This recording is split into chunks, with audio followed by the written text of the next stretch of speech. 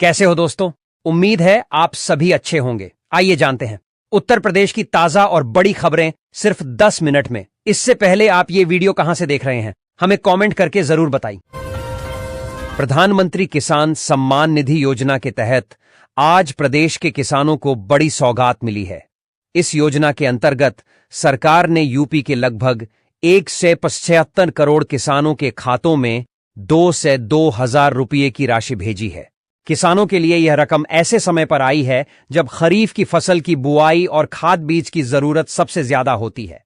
गांवों में बैंक और सीएससी केंद्रों पर सुबह से ही किसानों की भीड़ देखी गई। केंद्र सरकार का कहना है कि यह राशि किसानों की आर्थिक सुरक्षा को मजबूत करेगी, जबकि किसानों का कहना है कि यह मदद उन्हें खेती में खर्च उठाने में बड़ी राहत देगी। मुख्यमंत्री कन्या विवाह योजना के अंतर्गत आज कई परिवारों को आर्थिक मदद मिली है। इस योजना में बेटियों की शादी के लिए सरकार सीधे उनके माता पिता को 51,000 रुपये की आर्थिक सहायता देती है। आज कई जिलों में यह राशि खातों में पहुंची, जिससे गरीब परिवारों में खुशी की लहर है। मुख्यमंत्री योगी आदित्यनाथ ने कहा कि उनकी सरकार चाहती है कि किसी बेटी की शादी सिर्फ पैसों की वजह से रुक न जाए। शादी की तैयारियों में जुटे परिवारों ने बताया कि यह मदद उनके लिए बहुत बड़ी राहत है। उज्ज्वला योजना से जुड़ी महिलाओं को आज बड़ी राहत मिली है।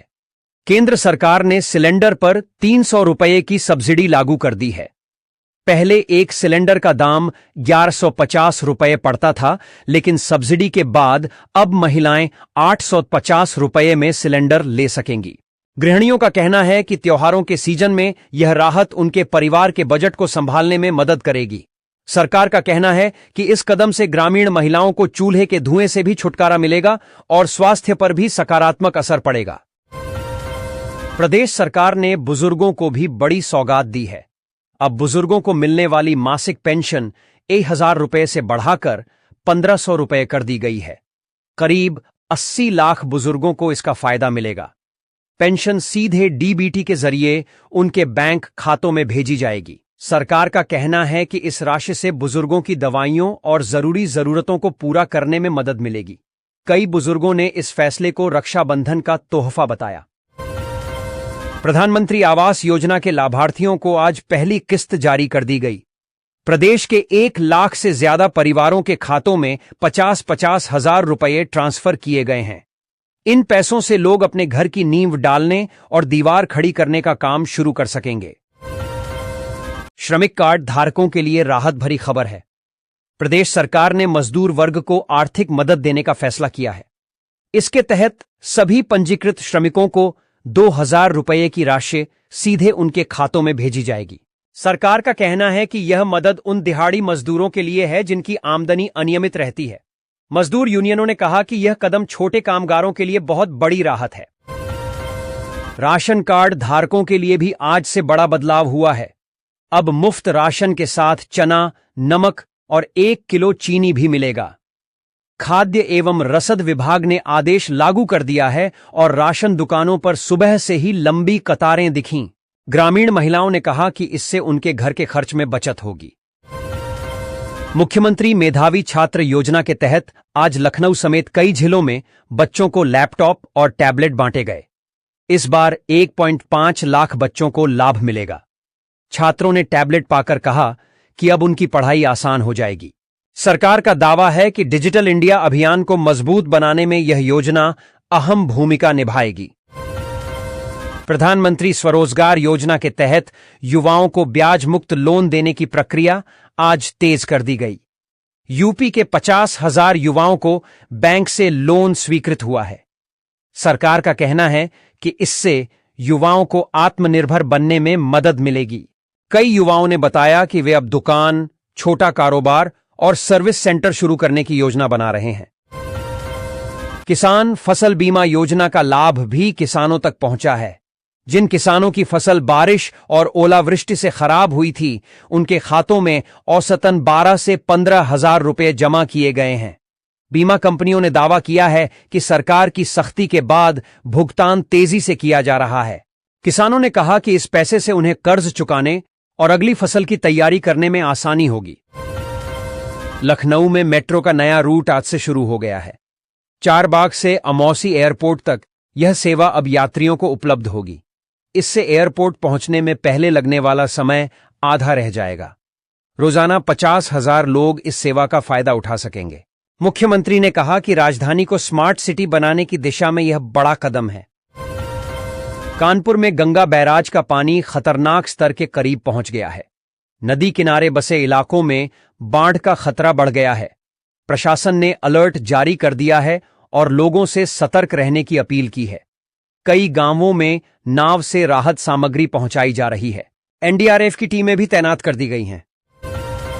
वाराणसी में सावन के आखिरी सोमवार पर काशी विश्वनाथ धाम में लाखों श्रद्धालुओं ने जलाभिषेक किया। सुबह से ही लंबी कतारें लगी रहीं। पुलिस प्रशासन ने सुरक्षा के लिए पूरे इलाके में बैरिकेडिंग की और सीसीटीवी कैमरों से नजर रखी। स्थानीय व्यापारियों का कहना है कि इस मौके पर उनकी बिक्री भी बढ़ गई है। प्रयागराज में गंगा संरक्षण अभियान की शुरुआत हुई। लगभग 5,000 छात्रों ने हिस्सा लिया और गंगा को स्वच्छ रखने की शपथ ली। साधु संतों और समाज सेवियों ने भी अभियान में भाग लिया। प्रशासन का कहना है कि इस कार्यक्रम से लोगों में नदी की सफाई के प्रति जागरूकता बढ़ेगी। गोरखपुर मेडिकल कॉलेज में कैंसर विभाग का शुभारंभ हुआ। अब पूर्वांचल के मरीजों को दिल्ली या मुंबई नहीं जाना पड़ेगा। अस्पताल में नई मशीनें लगाई गई हैं। मरीजों और उनके परिजनों ने सरकार के इस कदम की सराहना की। मेरठ पुलिस ने बड़ी कार्रवाई की और अवैध हथियार फैक्ट्री पकड़ी। पुलिस ने 4 लोगों को गिरफ्तार किया और 10 पिस्टल तथा बड़ी संख्या में कारतूस बरामद किए। अयोध्या में राम मंदिर का निर्माण अंतिम चरण में है। पहली बार मंदिर के भव्य गर्भगृह की तस्वीरें सामने आई हैं। मंदिर समिति का दावा है कि दिसंबर तक निर्माण पूरा कर लिया जाएगा। श्रद्धालु इन तस्वीरों को देखकर भावुक हो गए। नोएडा में आईटी कंपनियों के लिए नई पॉलिसी लागू की गई है। इसके तहत अगले 2 साल में 20,000 युवाओं को रोजगार मिलेगा। उद्योग जगत ने कहा कि इससे प्रदेश का आईटी सेक्टर और मजबूत होगा। अलीगढ़ के ताला उद्योग को बढ़ावा देने के लिए सरकार ने 100 करोड़ रुपए की योजना शुरू की है। स्थानीय कारीगरों का कहना है कि इससे उनका धंधा दोबारा पटरी पर आएगा। झांसी में बुंदेलखंड एक्सप्रेसवे पर इलेक्ट्रिक बस सेवा शुरू हुई है। इससे लोगों को सस्ती और पर्यावरण अनुकूल यात्रा मिलेगी। रोजाना हजारों लोग इस सेवा का लाभ उठाएंगे। रुहेलखंड यूनिवर्सिटी में मेडिकल रिसर्च सेंटर का उद्घाटन हुआ। यहां गंभीर बीमारियों पर रिसर्च होगी। छात्रों और डॉक्टरों ने इसे प्रदेश के लिए बड़ा कदम बताया। मथुरा में जन्माष्टमी की तैयारियां जोरों पर हैं। श्री कृष्ण जन्मभूमि मंदिर को रंग बिरंगी लाइटों से सजाया गया है। पुलिस प्रशासन ने श्रद्धालुओं की सुरक्षा के लिए विशेष इंतजाम किए हैं। गाजियाबाद में डेंगू के मामले बढ़ गए हैं। नगर निगम ने फॉगिंग अभियान शुरू किया है और स्वास्थ्य विभाग ने लोगों से घरों के आसपास पानी न जमा होने देने की अपील की है।